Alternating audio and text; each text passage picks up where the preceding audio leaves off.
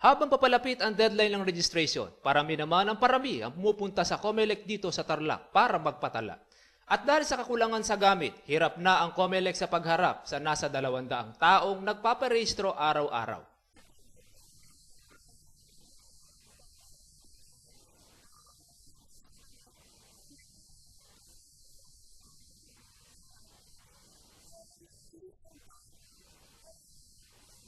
Nananawagan naman ang COMELEC sa ilang hinihintay pa ang deadline na lumabas na para magparehistro.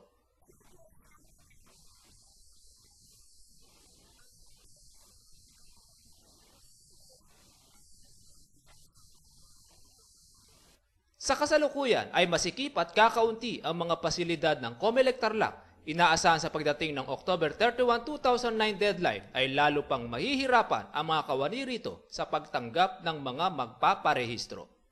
Berhilyo Bunag para sa Hataw Balita ng UNTV News Worldwide. Berhilyo Bunag para sa UNTV News Worldwide at ito ang balita.